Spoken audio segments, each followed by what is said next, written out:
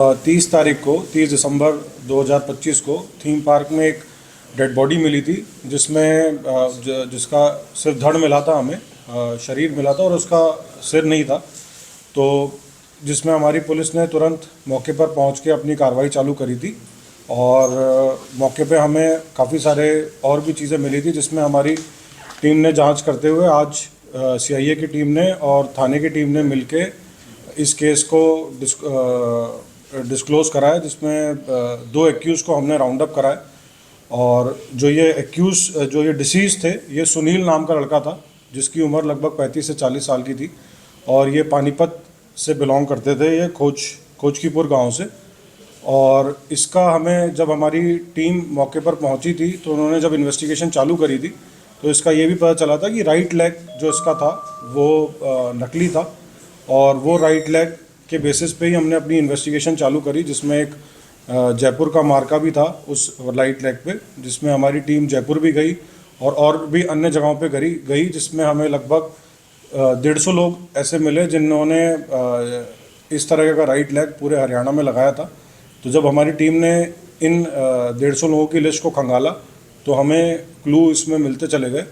उसके बाद जैसा कि आपको पता है कि 13 तारीख को भी यहाँ पे सनित सरोवर में एक सर मिला था, जो अगेन जब हमारी इन्वेस्टिगेशन हुई, इसकी आइडेंटिफिकेशन हुई तो पता चला कि ये दोनों चीज़ एक ही पहलू से जुड़ी हुई थी। और इसमें जो मोटिव सामने आया है वो यही आया कि जो 2 एक्यूज़ हमने पकड़े हैं, एक तो मोहित और एक मंजीत। तो मोहित जो लड़का है वो भी पानीपत का ही है, खोजकीपुर गांव का ही है, जिसने ये पूरा षड्यंत्र रचा था। और जो मोहित है उसका कहीं ना कहीं ये चीज़ सामने आई है कि दो कारण बताए गए हैं रंजिश के। एक तो ये था कि मोहित का इसकी जो डिसीज्ड है सुनील, उसकी वाइफ के साथ कहीं ना कहीं इलिसिट रिलेशनशिप में था वो, जिस कारण से उसने इस वारदात को अंजाम दिया। और दूसरा ये था कि मोहित जो है वो सुनील की बाइक चलाता था और सुनील ने ये बाइक अपने नाम से ली हुई थी और वो कहीं ना कहीं सुनील जो था वो दारू पीने का काफ़ी ज़्यादा आदी था। तो वो इससे कहीं ना कहीं अपने दारू के सेवन के लिए मोहित को बार बार परेशान भी करता था कि मैं तेरे से कभी इससे 100 रुपये ले लिए, कभी 200 रुपये ले लिए, कि वरना ये मैं तेरे से बाइक ले लूँगा। तो इस चीज़ों से तंग आके मोहित ने ये पूरा प्लान रचा और इसने मंजीत को और मंजीत के भाई अंकुश को इस प्लान में शामिल किया। और 25 दिसंबर को इन्होंने अपनी प्लानिंग चालू करी और 29 तारीख को ये लोग कुरुक्षेत्र में आए और इन्होंने सही मौका देख के, जहाँ पे थोड़ा सा अंधेरा था थीम पार्क में, उस मौके को चुना और इसको वहीं इसका कत्ल किया है लोगों ने। सर किस चीज़ में आए थे? गाड़ी में आए थे? ट्रेन?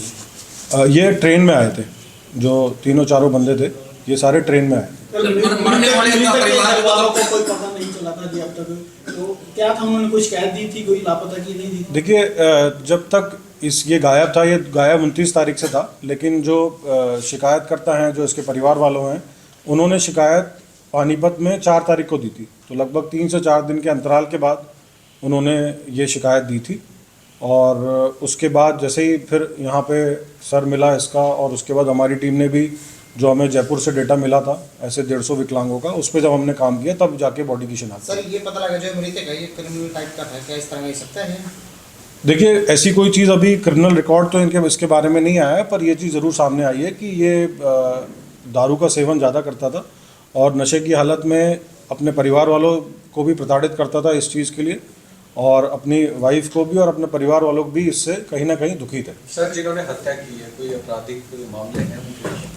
देखिए, अभी तक जो 2 एक्यूज हमने राउंड अप करे हैं, उनके कोई आपराधिक मामले अभी तक सामने नहीं आए हैं, लेकिन अभी तक इनसे इंटरोगेशन जारी है। और भी कोई चीज़ इनसे और भी कोई मामले खुलते हैं तो हम देखेंगे।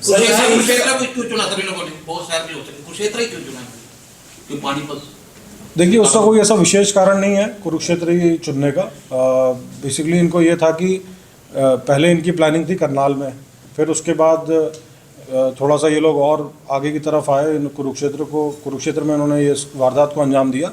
लेकिन ऐसा कुछ नहीं था कि कोई ऐसी प्लानिंग थी कि कुरुक्षेत्र में ही करना है। क्या सर जब वो रेलवे ट्रैक पे मिली, गर्दन वहाँ पे मिली, क्या इन्होंने पूरा प्लान? तो ये बेसिकली इनका प्लान यही था कि जब इन्होंने इसका कत्ल कर दिया था तो इसने सर को जब इन्हें धड़ से अलग करके इन्होंने इसको सनित सरोवर में डाल दिया था ताकि बॉडी की पहचान नहीं हो, तो ये इनका प्लानिंग ही थी। कहाँ से गिरफ्तार किए गए हैं सर ये? गिरफ्तारी इनकी गांव से ही गिरफ्तार किया गया है इनको। तो आगे पूछताछ जारी है? अभी इनसे पूछताछ और जारी है, और कोई भी चीज़ इसमें सामने आती है और किसी की भी संलिप्तता सामने आती है तो उसको भी हम पूरे पहलू को देखेंगे। सर थीम पार्क में इन्होंने कोई शराब का सेवन किया था, कैसे पहुंचे वहां तक? वहां थीम पार्क देखिए, ये इन्होंने बेसिकली पहले ये चारों व्यक्ति एक साथ एक होटल में गए थे। उस होटल में इन्होंने अपना खाना पीना करा, उसके बाद ये टहलते टहलते लगभग 1 घंटे वहाँ पे घूमते रहे, उसके बाद ये थीम पार्क पे आए थे। सर क्या उस चाकू के अलावा कोई और हथियार भी प्रयोग किया गया था? नहीं, अभी तक तो ये चाकू ही सामने आया है जिसका प्रयोग तो किया। चाकू कहाँ से खरीदा था सर, कुछ पता चला? चाकू इन्होंने पानीपत से ही खरीदा था। सर मौके पर सिरिंज भी बरामद हुई थी सर, मौके पर सिरिंज भी बरामद हुई थी सर, नशे की जो। नहीं, वो उसका इससे कोई रिलेशनशिप नहीं है। ब्लाइंड मर्डर था और पुलिस की ने बहुत बड़ी एक अचीवमेंट हासिल की है, एप्रिशिएशन। तो बिल्कुल जी, हमारी इसमें टीम ने बहुत ज़्यादा प्रयास करे हैं, बहुत मेहनत करी है, और लगातार हमारे मीडिया साथी भी इस बारे में जानकारी हमें भी देते रहते थे। जो भी उनके पास भी इंफॉर्मेशन आती थी, आप लोग के कहीं ना कहीं सहयोग से भी जो आप लोग ने इसका, हम कोई भी इंफॉर्मेशन जो होती थी वो शेयर करते थे, तो आप लोग भी उसको अच्छे से सर्कुलेट करते थे, और हमारी टीम ने तो बहुत ही बढ़िया तरीके से इसमें तत्परता से काम किया। और एक जो ब्लाइंड मर्डर था जिसमें ना उसका सर था और बिल्कुल ही वहाँ अंधेरा था थीम पार्क में, उस चीज़ को ट्रेस करा है। तो बहुत ही मेहनत करी है सभी ने, और टीम ने बहुत ज़बरदस्त काम किया। 2026 की वाइब का भी कुछ ऐसा लगा जिसमें कोई हाथ हो सकता है, क्योंकि आपने बताया उसमें।